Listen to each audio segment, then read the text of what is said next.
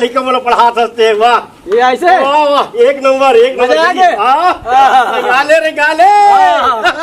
15 एकम 15 15 दूनी 30 15 तिया 45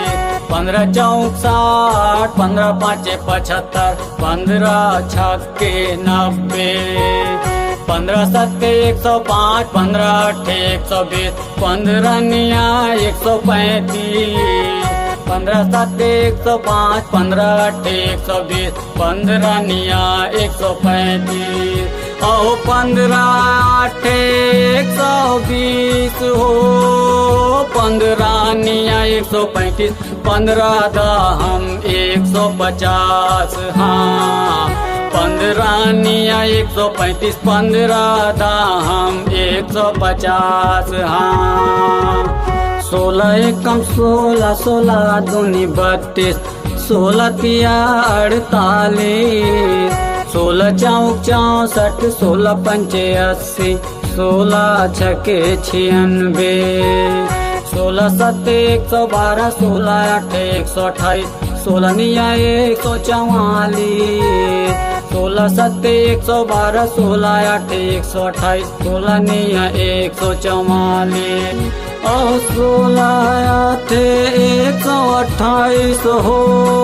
16 निया 144 16 दाम 160 हाँ 16 निया 144 16 दाम 160 हाँ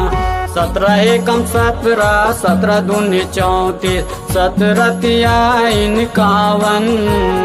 17 चौक 68 17 पंचे 85 17 छक्के 102 17 सत्ते 119 17 अट्ठे 136 17 निया 153 17 सत्ते 119 17 अट्ठे 136 17 निया 153 और 17 अट्ठे 136 हो